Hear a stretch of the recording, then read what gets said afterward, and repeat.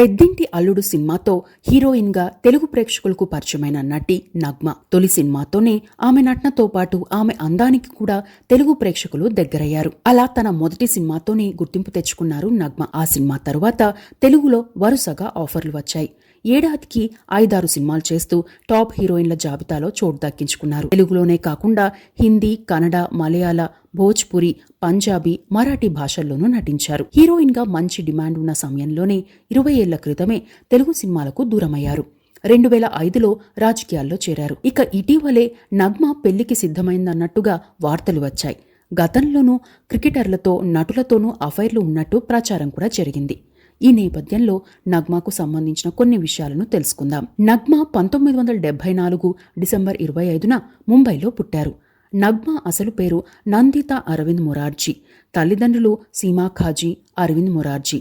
సీమా ఖాజీది స్వాతంత్ర సమరయోధుల కుటుంబం కాగా అరవింద్ మొరార్జీది జైసల్మేర్ రాచరికపు కుటుంబ నేపథ్యం. తాతగారి పేరు అంటే అరవింద్ మొరార్జీ తండ్రి పేరు గోకుల్ దాస్ మొరార్జీ.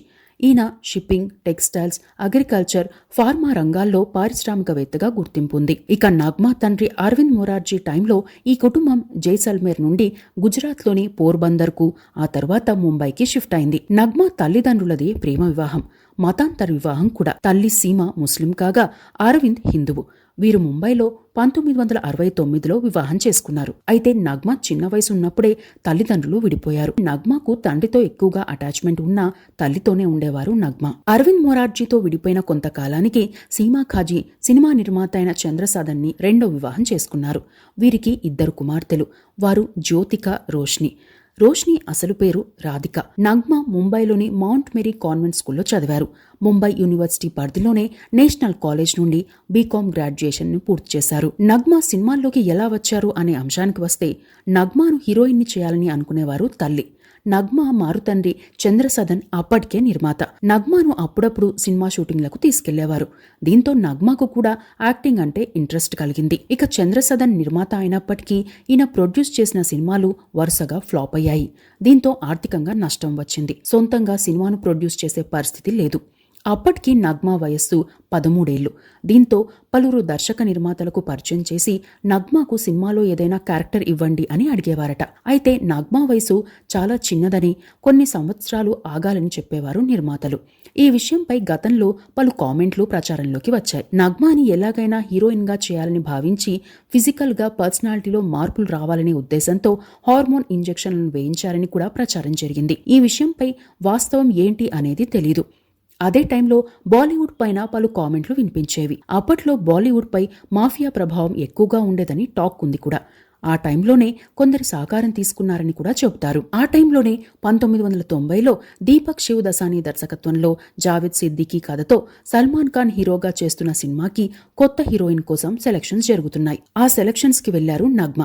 అదే Baaghi, a rebel of love movie. Salman Khan, Nagma, Kiran Kapoor, Shakti Kapoor తదితరులు నటించిన ఈ మూవీ 1990 డిసెంబర్ 21న విడుదలైంది. ఈ సినిమా అప్పట్లోనే 50 కోట్లకు పైగా కలెక్షన్లు చేసింది.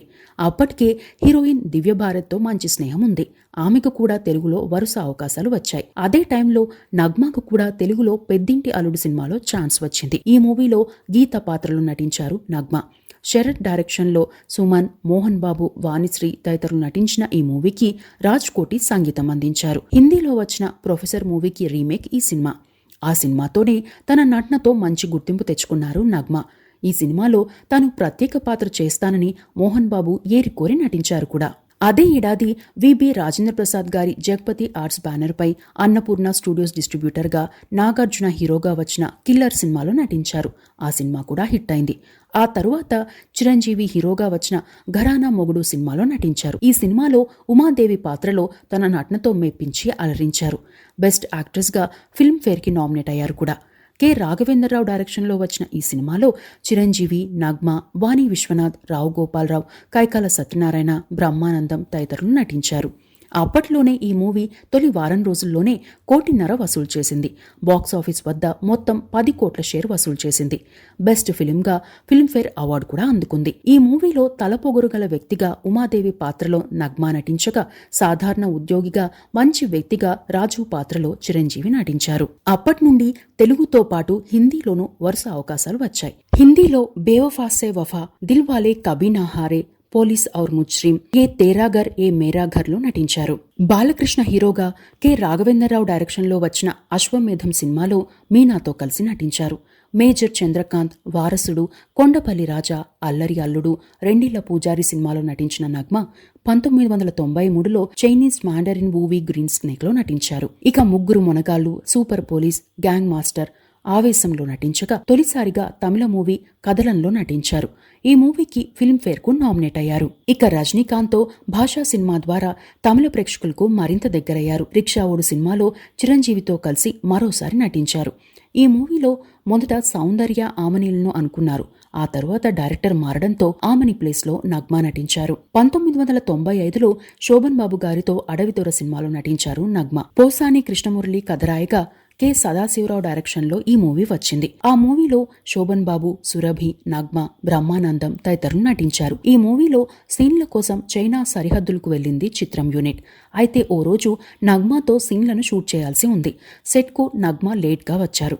అప్పటికే శోభన్ బాబు గారు కూడా చాలాసేపు వెయిట్ చేశారు.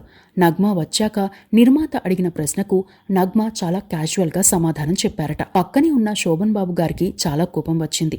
పక్కకు పిలిచి ఏ స్థాయికి వెళ్లినా అలాంటి అహంకారం పనికిరాదని చెప్పడంతో పాటు నీ ఆస్తి ఎంత ఉంటుంది అని అడిగారట. అయితే నగ్మా సమాధానం విన్నాక శోభన్ బాబు గారు మాట్లాడుతూ, నా బాత్రూమ్ విలువ చేయదు నీ ఆస్తి, బిహేవ్ ప్రాపర్లీ, టైం సెన్స్ కూడా ఉండాలి, ఎంత డబ్బు ఉన్నా అంత అహంకారం పనికిరాదు అని గట్టిగా చెప్పారట. దీంతో నగ్మా సైలెంట్ అయిపోయారట.